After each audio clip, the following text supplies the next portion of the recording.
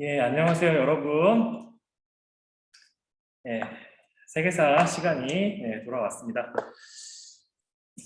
같이 수업 진행해 보도록 하시죠. 잠시만요, 여러분들. 요것만 좀 세팅을 하고 바로 수락 누를게요.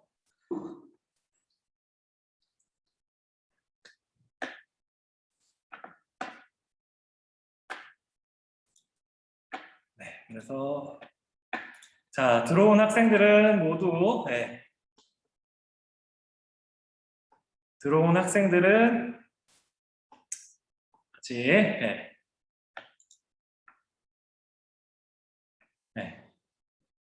수업 준비해 주시고요. 출석 확인하고 바로 시작하도록 하겠습니다.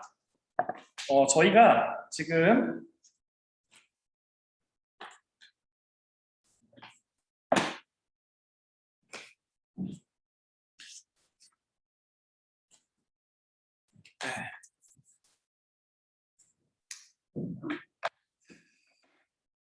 잠시만요. 이게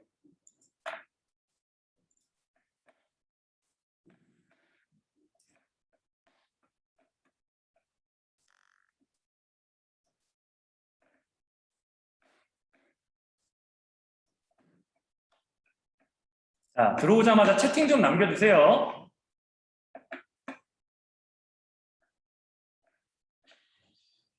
자,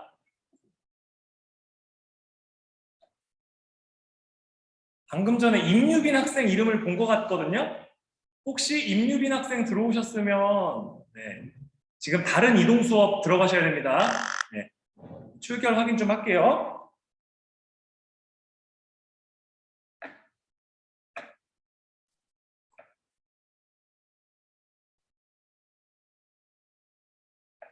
김선우 학생, 김선우 학생, 예, 좀 불러주세요. 6반 김선우 학생.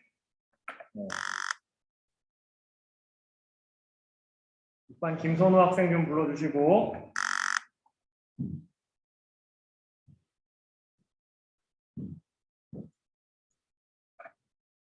들어오네. 그리고 김선우 학생 들어오고 있고, 김준태 학생 들어왔고, 박찬혁 들어왔고, 송유한, 정태혁.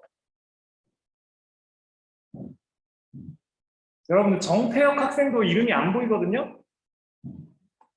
정태혁 학생도, 이제 들어오네.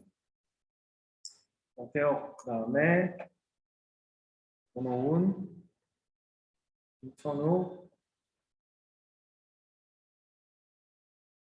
성진, 양유성, 성윤, 이한빈 학생. 들어왔고, 이한빈 들어왔고, 봤어요? 네. 그리고, 승윤, 이에스터, 조한결, 전은민, 김민석, 임수민, 우유정, 강현, 곽유나 학생이 안 들어온 것 같거든요? 곽유나 학생, 12반이거든요. 좀 불러주세요. 곽유나 학생, 곽유나 학생 좀 불러주시고요. 그 다음에 김민서 학생, 김민서 학생도 지금 안 보이는 것 같아요. 12반 곽유나 김민서 학생 좀 불러주시면. 있는데요. 죄송합니다. 이게 대부분 이게 이미지가 없어서 이게 뜨는데 작게 보여서 제가 잘못 봤던 것 같아요. 예, 미안하고요. 그리고 허한별 학생, 강현 학생, 허한별 학생 좀 불러주세요.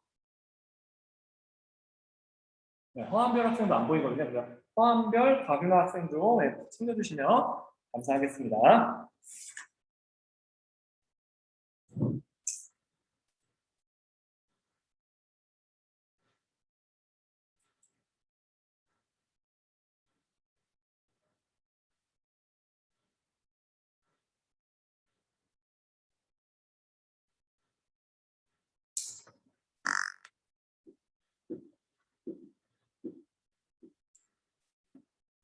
어,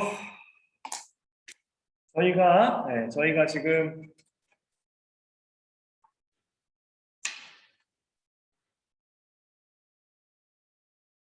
123쪽 1번까지 했네요. 123쪽 1번까지. 그래서 저희 함께 다 같이 123쪽 피고 내용을 같이 함께 공부해 보도록 하겠습니다.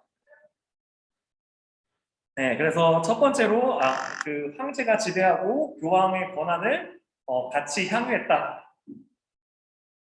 향유했다라는 표현으로 같이 행사했다. 갑자기 이게 에어컨이 안 되니까 굉장히 덥네요, 교실이. 예. 그리고 두 번째로 비잔티움 제국, 그래서 교황과 그 각각의 국가의 왕으로 존재했던 서유럽과 달리 그 제국의 황제가 교황을 경임했다라고 하는 그 동로마 제국 또는 비잔티움 제국의 특징을 잘 기억해 주시면 좋을 것 같고요. 그리고 두 번째로 이 비잔티움 제국의 전성기를 찾아보자 라고 하는데 요거는 여러분들 그 의심의 여지 없이 제론의 여지 없이 그 유스티니아누스 황제의 시기가 되는 겁니다, 여러분들. 그래서 많은 사람들이 이때를 전성기라고 생각하고 그렇기 때문에 이렇게 우리가 배우고 있는 겁니다, 여러분들. 그래서 그런 것들을 좀 알아주시고요. 그리고 두 번째로 이 군관구제 그리고 뭐라고 해야 될까요? 둔전병제. 그래서 이 두 가지를 하는 것도 여러분들 이 비잔티움 제국의 그럼 뭐라고 해야 될까요? 그 비잔티움 제국의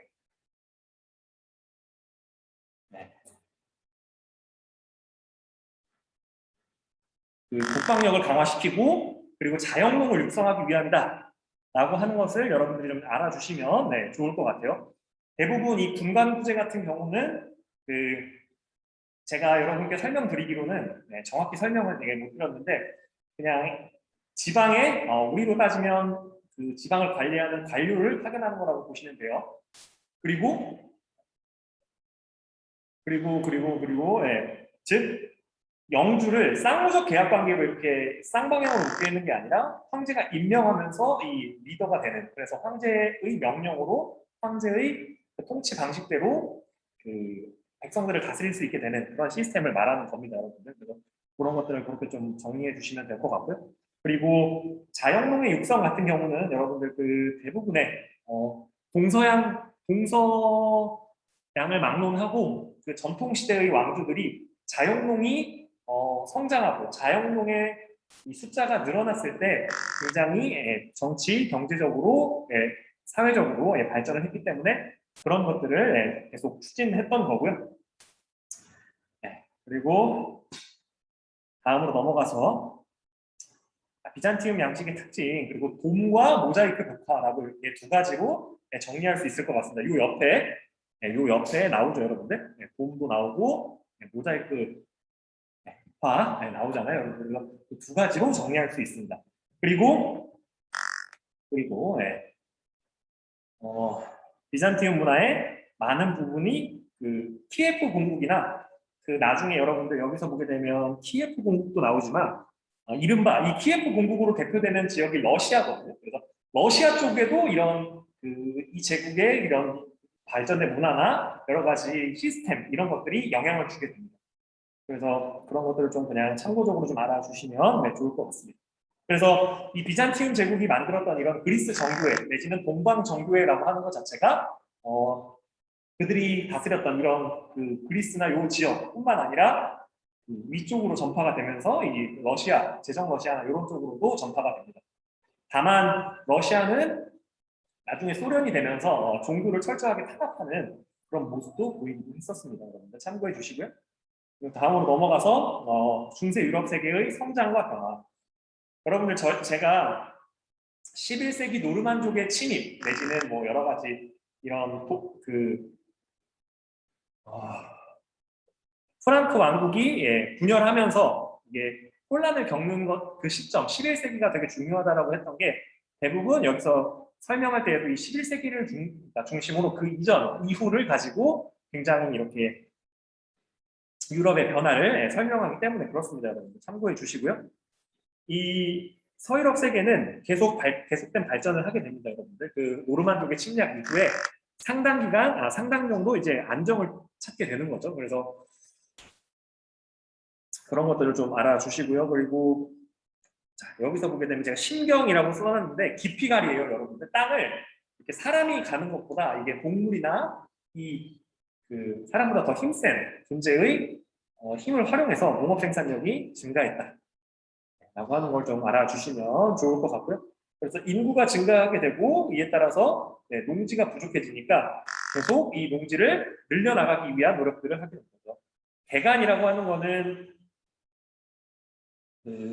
원래 그 농지 옆에 있는 땅을 이렇게 어떻게 보면 새로 농지로 만들게 되는 거고요. 이 개척이라고 하는 거는 쉽게 얘기해서 그냥 뭐 어떤 땅을 만들거나 즉 뭐 여러 가지 뭐 정복 활동을 한다거나 아니면 바운더리, 그러니까 도시의 바운더리, 농사의 바운더리를 늘리면서 원래 땅이 아니었던 그런 것들을 넓혀가는 그런 거라고 보시면 구별해 주시면 될 것 같습니다. 그래서 엘베강 동쪽으로 진출하면서 계속 이렇게 세력을 키워가고요. 그리고 이베리아 반도에서도 크리스트교 국가들이 이슬람 세력과 맞서면서 다시 한번 이 통일운동, 그러니까 이슬람교도의 지배에서 벗어나서 크리스트교 왕국을 만들려고 하는 그런 노력들을 하게 됩니다. 그래서 그렇게 되고요. 그리고 무엇보다도 11세기 후반에 이 셀주크 투르크가 이 비잔티움 제국을 압박하거든요. 여러분들 이 셀주크 투르크는 굉장히 중요합니다, 여러분들. 그리고 제가 여러 차례 계속 이렇게 추천하고 여러 차례 제가 어떻게 보면 굉장히 제 인생 영화라고 언급했던 그 킹덤 오브 헤븐이라고 하는 영화를 보시면 이 셀주크 투르크와 이 기독교 세계와의 갈등, 그래서 십자군 전쟁 과정을 조금 더 잘 그리고 사실적으로, 그러니까 저희가 이게 글로만 이렇게 읽으면 굉장히 좀 먼 얘기처럼 들릴 수가 있는데 그 전투 장면이나 여러 가지 그때 당시의 상황을 묘사하는 것들을 보게 되면 굉장히 독특하면서도 뇌리에 강하게 남는 그런 여러 가지 것들이 있습니다. 그래서 특히 무엇보다도 종교 때문에 일어난 전쟁인데 그 내부에는 굉장히 많은 정치적, 경제적인 이 욕구들도 숨어 있었습니다, 여러분. 그래서 그런 것들을 조금 갑자기 누가 나갑니다. 좀 알아주시면 좋을 것 같습니다. 그래서 일단 동유럽, 서유럽이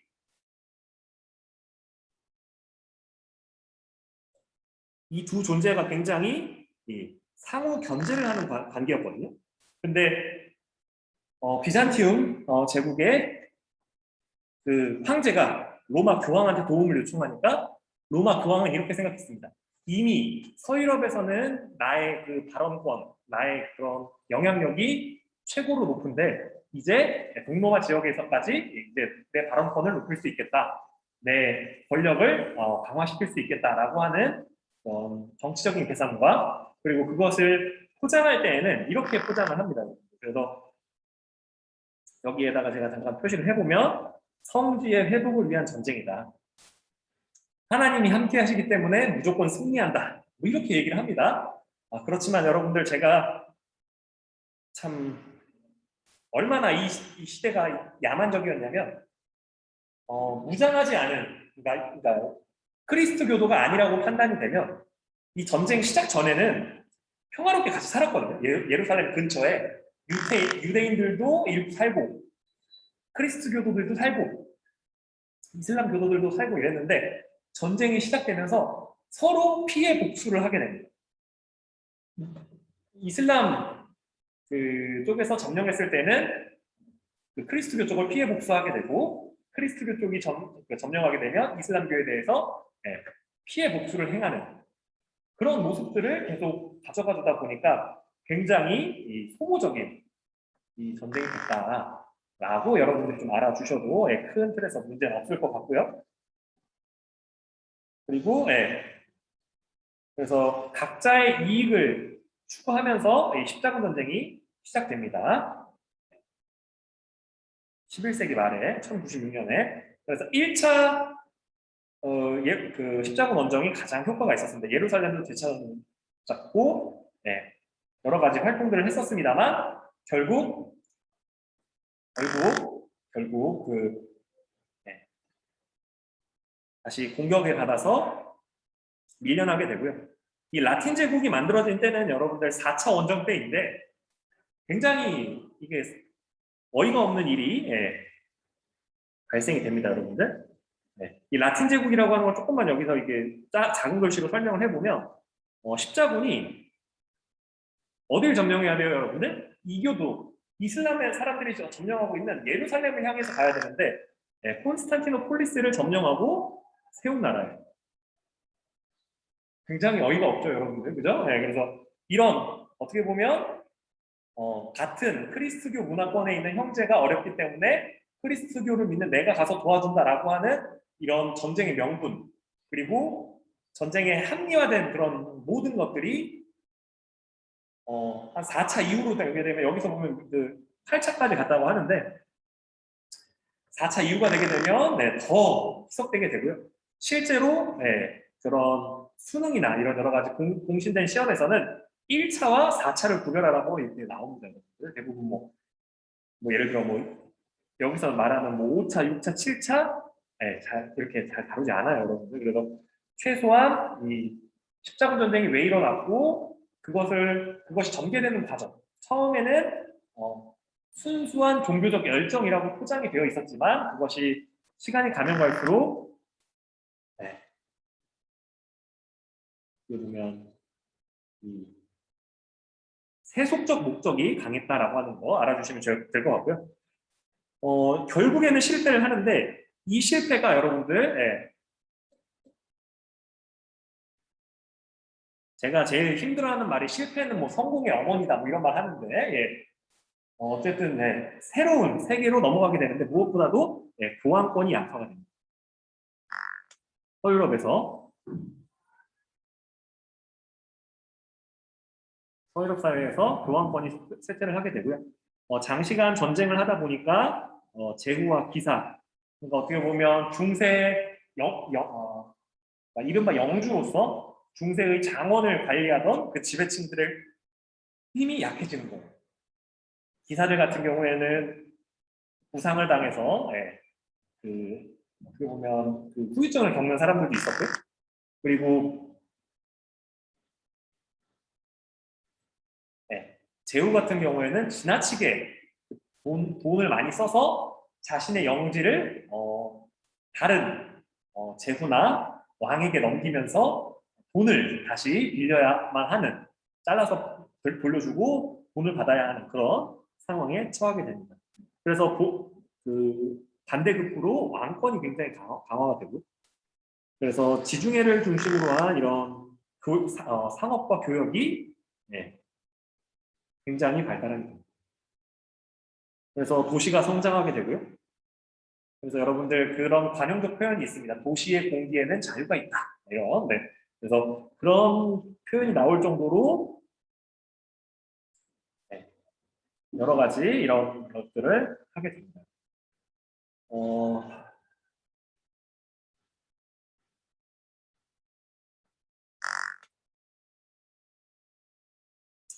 그래서 십자군 전쟁이라고 하는 게 보시게 되면 예루살렘들과 그 밖에 크리스토교도들이 박해를 받고 있다라고 해서 성지의 형제들을 구하자라고 해서 성소 묘가 있는 대로 가자라고 하면서 하는 거고 그래서 이 교황 2분의 우르바누스 2세라는 말을 듣게 되면 여러분들 십자군 전쟁을 요청했다라고 여러분들이 잘 떠올려 두시면 될 것 같습니다. 그래서 그렇게 정리를 해주시고요.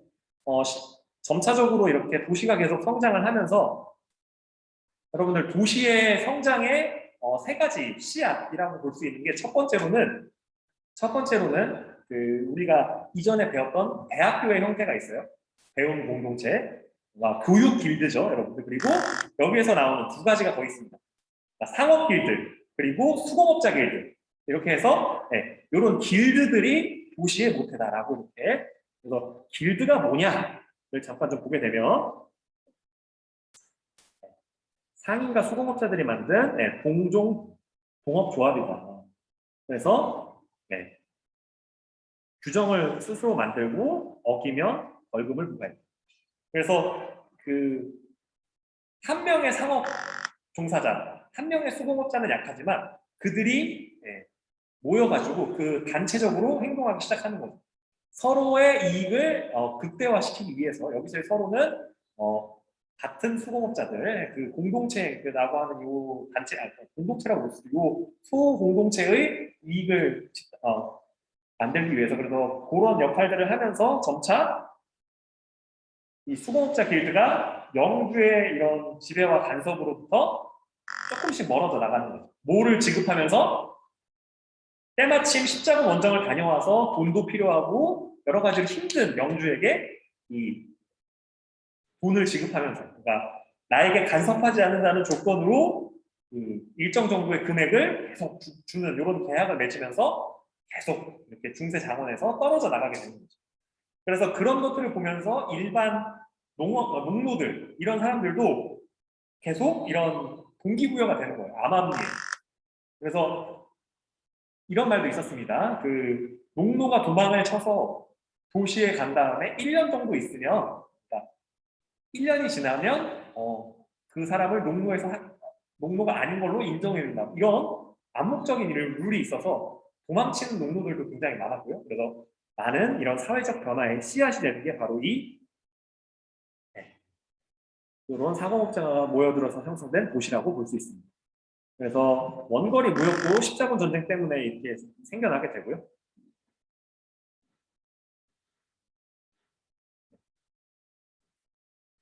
원거리 십자군 전쟁으로 원거리 무역도 생겨나고 그리고 거래 규모가 커지니까 더욱 발전했다. 그래서 베네치아, 제노바 등 동방 무역으로 번영을 했다. 그리고 피렌체는 여러분들 나중에 그 르네상스 할 때 다시 한번 다루도록 하겠습니다, 여러분들. 그리고 밀라노는 직무로. 그래서 여러분들 지금 저희가 또 여러분들이 또 좋아하는 필라라고 하는 브랜드 내지는 우리가 옷을 주로 구경 가는 이런 자라라고 하는 브랜드 같은 게 원래 뿌리가 이탈리아에 있거나 아니면 지금도 이탈리아의 기업 이탈리아 사람들이 운영하고 있는 기업이기도 합니다. 필라 같은 거는 한국에서 인수하긴 했는데 필라 코리아에서 전부 다 인수하긴 했는데 자라 같은 경우에는 그리고 몇몇 명품들은 밀라노에서 아직도 만드는 것들이 있거든요. 프라다나 뭐 이런 그런 명품 같은 것도 직무로 관련된 이때부터 유명했다라고 알아주시고요. 함부르크 등의 이 북독일 도시는 한자 동맹이라고 해서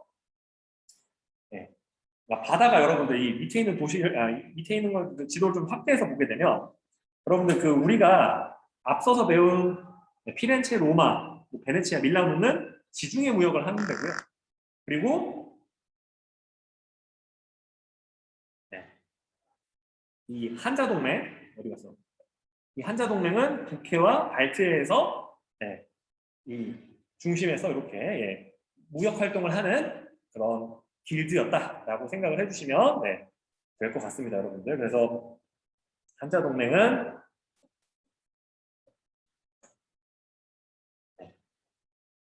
북부 유럽의 13세기 동맹이고 해군력을 보유했고 강력한 군사력을 갖췄다.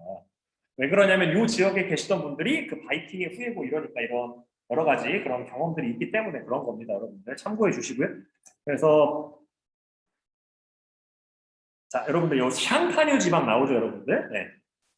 요 샹파뉴 지방도 여러분들 우리가 이른바 그 샴페인이라고 불리는 그 술 있잖아요, 여러분들. 이게 뽕 터지면서 약간 좀 그 축타와 환영과 뭔가 좀 이렇게 기쁨을 표현하는 약간 좀 이렇게 약간 그런 약간 좀 좋은 의미의 그런 그 술이 있는데 샹파뉴 지방에서 샴페인을 처음 마시기 시작했다. 뭐 이런 얘기가 있어요. 그러니까 이 샹파뉴 지방 자체가 그 여러 지역에서 무역을 하기 위해서 중간에 만나는 곳이다 보니까 사람들이 그 여러 가지 소비도 많이 하고 여러 가지 발전을 하다 보니까 그런 이런 그 파티와 축하를 위한 술도 이렇게 잘 개발된 게 아닐까라고 이렇게 어렴풋한 추측을 해볼 수 있을 것 같습니다, 여러분들.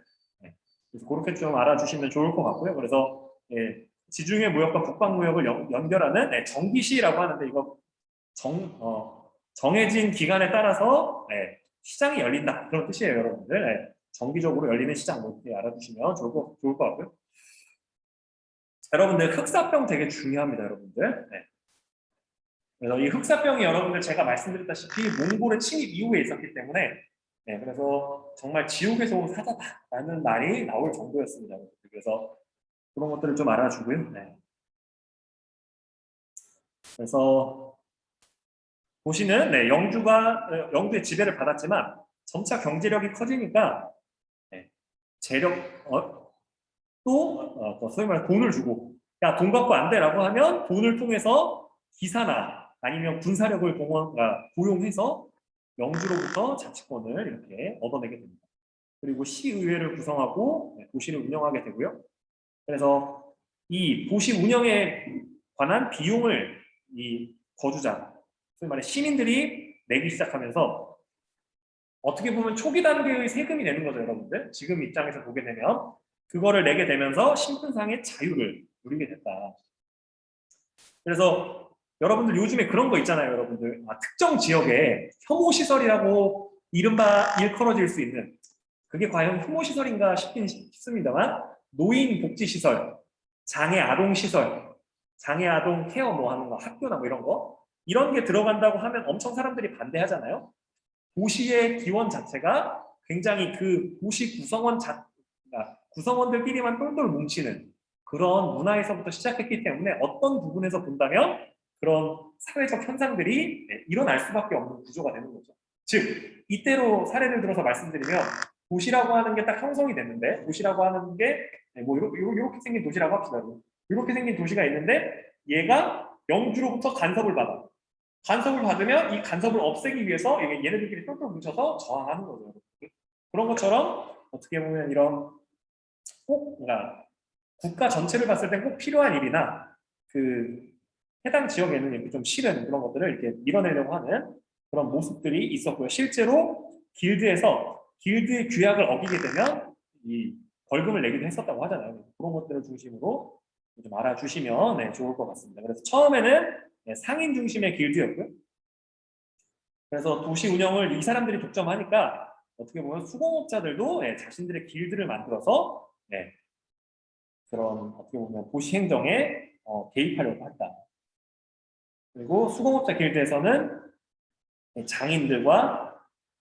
각각 장인들은 직인과 고제라고 하는 그 하위에 어떻게 보면 서포터 및 언젠가는 자기가 은퇴하게 되면 자신의 뒤를 이어서 그 장인이 될 수 있는 그런 사람들을 만들었다. 그래서 여러분들 그 독일 말로는 여러분들 이걸 마이스터라고 하거든요. 그래서 마이스터, 기술자라는 표현이기도 하지만 그 어떻게 보면 장인, 마스터라고 하잖아요, 여러분들. 그 영어에서 표현으로 마이스터는 독일어고요. 마스터라고 하는 게 바로 그런 이런 장인들을 의미하는 겁니다. 그렇게 좀 알아주시면 좋을 것 같고요. 그래서 상공업이 발달을 하니까 여러분들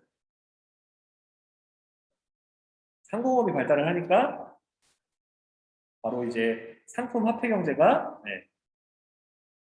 펼쳐지게 되고요. 그래서 영주도 그걸 안 거예요. 쌀로 받는 것보다 그러니까 몸으로 때우지 말고 물건으로 받는 거. 물건이나 돈으로 받는 게 좋구나. 야, 너 나한테 와서 일하지 말고 네 땅을 더 열심히 경작해서 농산물 얼마만 나한테 바쳐.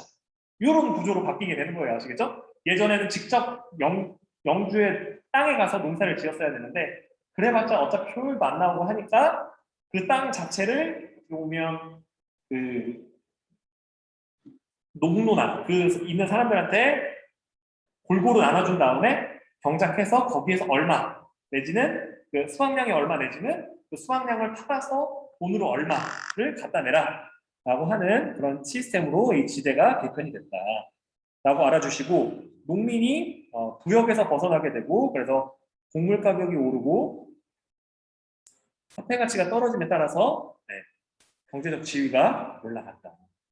자, 그 이유 설명했었죠, 여러분들?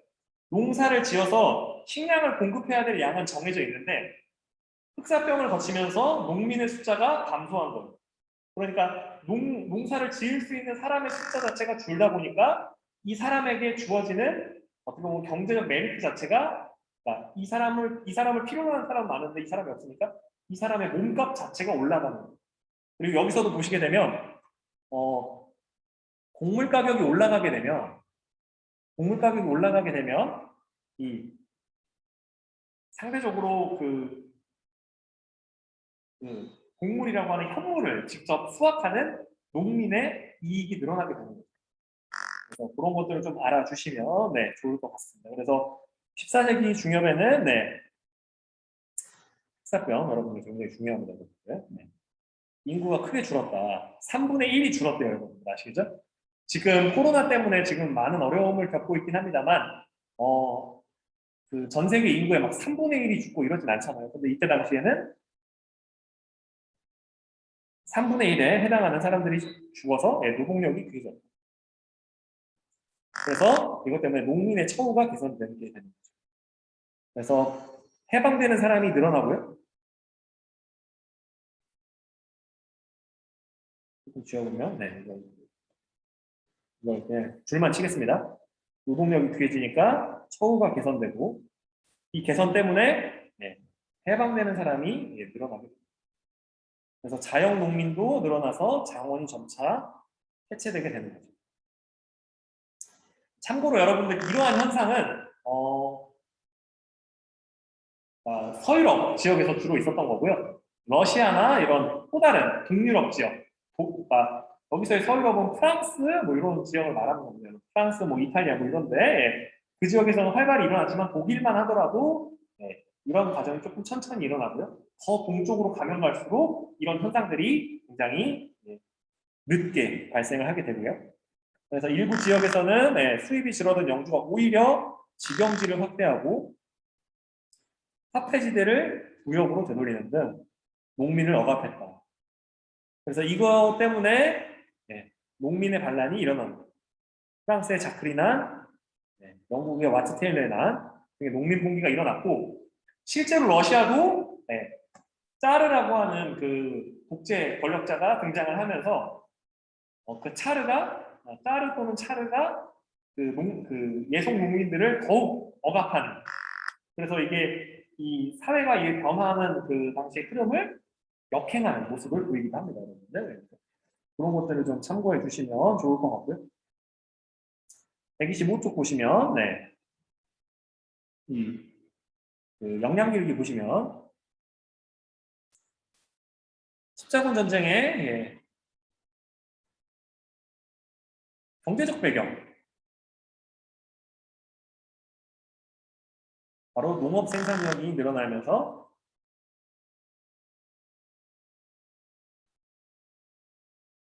인구도 늘어났다. 그리고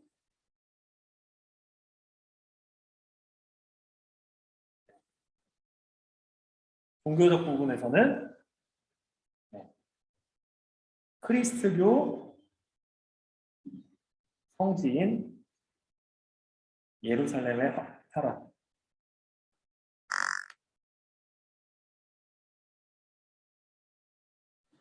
라고 볼 수 있습니다. 여러분들. 그래서 그렇게 좀 알아주시고요.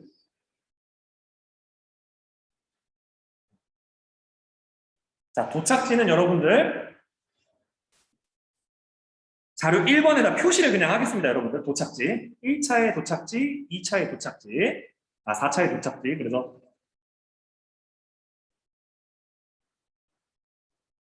이런 변화가 생긴 까다. 그래서 자, 4차 같은 경우에는 여기다 좀 써보죠, 여러분들. 4차 같은 경우에는 비잔티움이 도착지였고 1차 같은 경우는 예루살렘입니다. 그래서 이런 차이가 나게 된 이유는 무엇이냐?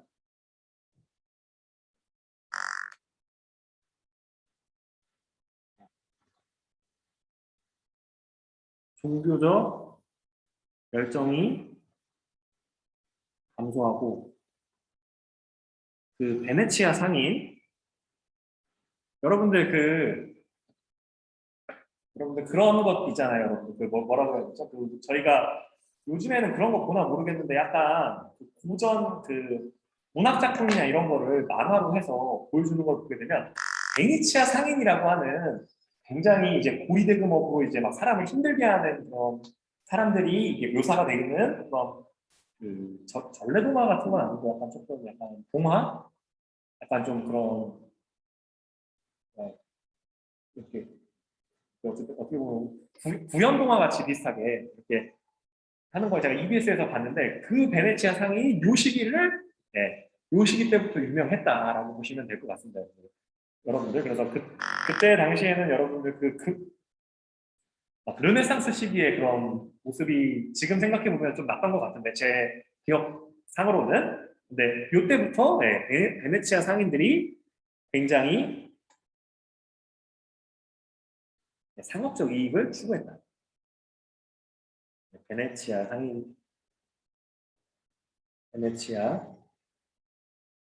상인들의 이익 추구. 이것 때문에 굉장히 이게 성격이 바뀌게 된 거죠. 그리고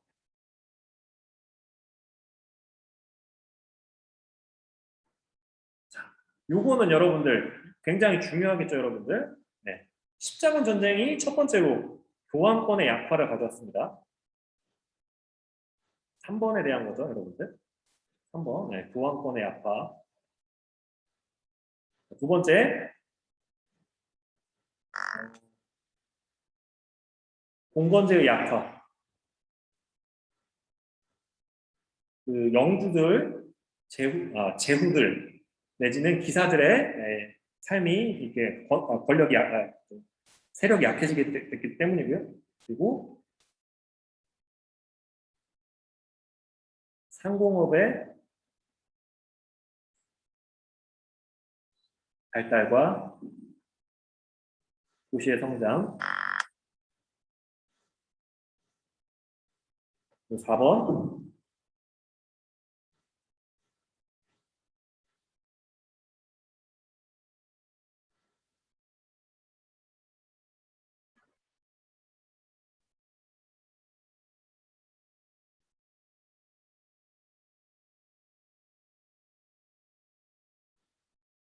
유입이 증가했다. 그래서 이런 유입의 증가가 여러분들 이런 유입의 증가가 르네상스라고 하는 시대 변화에 큰 영향을 주었다라고 알아주시면 좋을 것 같고요. 그래서 네, 예, 그 이한빈 학생이 나가줬다고 다시 들여보내달라고 하고 방금 있습니다. 승인했습니다. 아, 이게 네. 줌이 좀 제가 아침에도 그런 학생들이 굉장히 많았는데 굉장히 이게 좀 불안한가 봐요. 이게 학교 네트워크가 불안한 건지 아니면 이게 줌 서버가 불안한 건지 모르겠는데 어, 아, 네 어쨌든 그렇습니다, 여러분들 그 광윤 학생과 안 들어오네 아직도. 그래서 김민선 학생 좀 불러주세요, 여러분들. 다시 한번 부탁드립니다. 그래서 서유럽의 주요 무역 도시를 찾아보자. 그래서 보시게 되면 지중해 무역에서는 제노바 그리고 베네치아 이런 지역이 될 수 있겠고요. 그리고 북방 지역에서는 함부르크와 리베르크가 되겠습니다. 그래서 우리가 그 그래서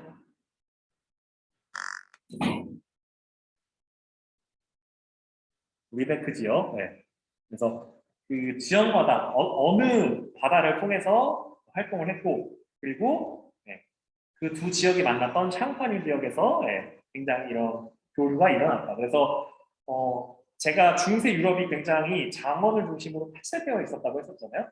이 폐쇄성이 점차적으로 열리게 되는 거죠. 지금도 여러분들 여러분의 생활 반경이나 여러분의 그런 일상을 한번 생각해 보면 크게 이렇게 이동 거리가 많지 않을 수 있습니다. 그렇지만 여러분들이 대학에 진학하고 여러 가지 이런 사회 활동들을 되게 된다면 구에서 구가 뭐예요, 여러분들? 도시에서 도시를 왔다 갔다 거리고 국가에서 국가를 왔다 갔다 거리고 지금은 코로나 때문에 국가에서 국가로 이동하는 거는 굉장히 좀 많이 줄어들었습니다만 굉장히 이런 그 지역별 이동이 이렇게 많아지게 될 겁니다, 여러분들. 지금은 아니지만. 요거 참고해 주시고요. 그래서 5번 보시게 되면 자료 3번의 변화. 자료 3번의 변화가 일어나게 된 건 제가 말씀 여기다 이게 체크했었죠, 여러분들. 다시 한번 좀 체크를 해보겠습니다, 여러분들.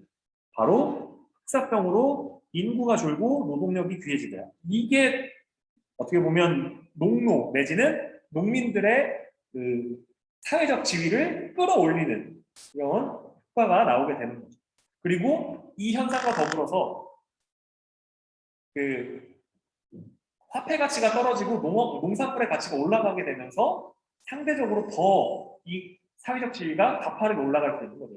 그런 것들을 좀 알아두시면 좋을 것 같습니다, 여러분들. 그래서 흑사병의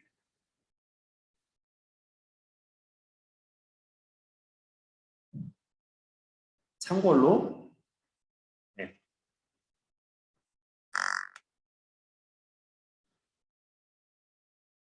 농민의 경제적 지위가 상승했다. 이 상승한 농민들은 그래서 장원 이런 현상들이 장원 해체로 이어졌다. 이렇게 좀 알아주시면 좋을 것 같습니다, 여러분들. 그래서 우리가 지금 이 내용을 계속 배우고 있죠, 여러분들. 그래서 그 내용들을 잘 좀 정리해 주시면 좋을 것 같습니다. 그래서 교환권의 약화 과정에 대해서 조금 더 보게 되면 여러분들 한 2, 3분만 더 하고 조금 한 5분 정도 일찍 맞춰보도록 하겠습니다, 여러분들. 이것만 설명하고 마칠게요. 그래서 십자군 전쟁이 실패하면서 당연히 교황의 권위가 추락하게 되고 그래서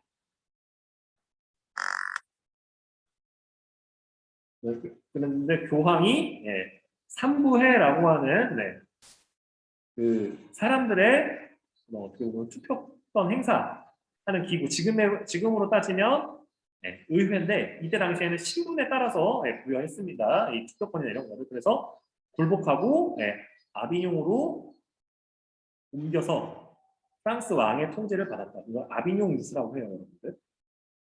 그래서 우리가 처음에 배웠던 이거 나오죠, 여러분들. 이 처음 앞쪽에서 배웠던 요 부분. 카노사의 굴욕에서는 왕이 최저를 찍게 되고요.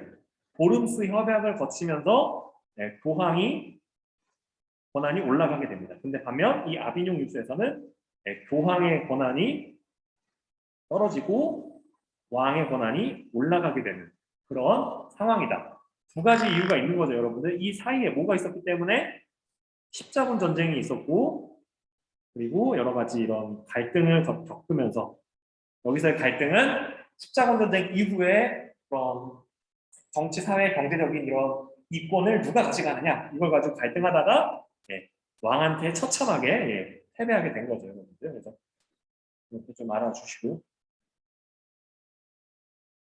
이 이후에 여러분들 이렇게 되는 거예요, 여러분.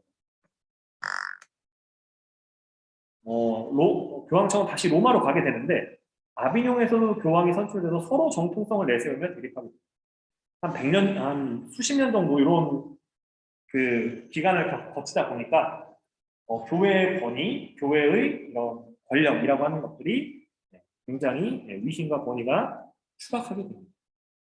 그래서 영국의 위클리프와 보헤미아의 후스 그리고 이 두 사람이 교회의 세속화와 타락을 비판하면서 성서에 기반을 둔 신앙을 강조했다. 그렇지만 이때만 하더라도 아직 힘이 있어서 위클리프를 2단으로 규정하고 후스를 화형에 처하는 등 탄압을 하게 된 거죠.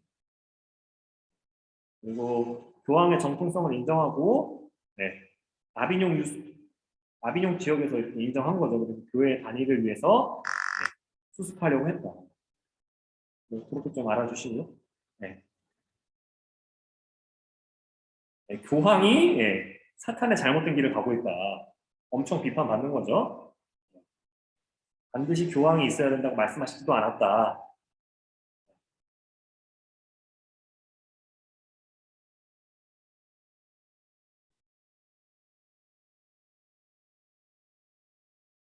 성서와 일치될 때만 찬성해야 된다. 이런 얘기 한 거죠, 여러분들. 그래서 그런 것들을 좀 알아주시고요. 그래서 필리프 4세가 3부의 소집 기념으로 우표를 만들었다. 3부회가 뭐냐? 이게 되다 보면 의회랑 비슷하다. 그래서 그렇게 좀 알아주시고요. 왕은 신분제 의회를 소집해서 논의한 거죠. 이런 것들 좀 알아주시면 좋을 것 같습니다. 그래서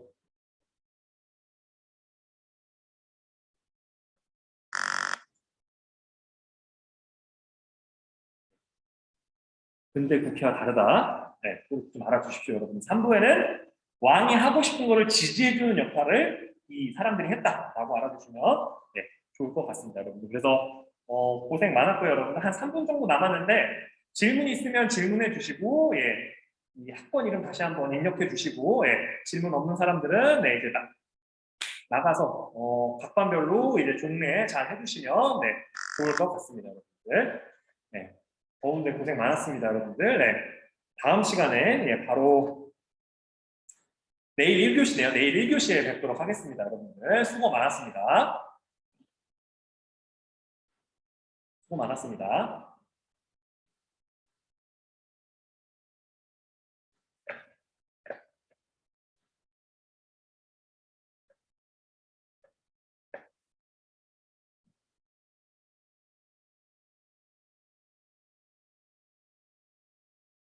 자, 반번호 이름 이렇게 남겨주시고 끝 종료하셔도 될 것 같습니다.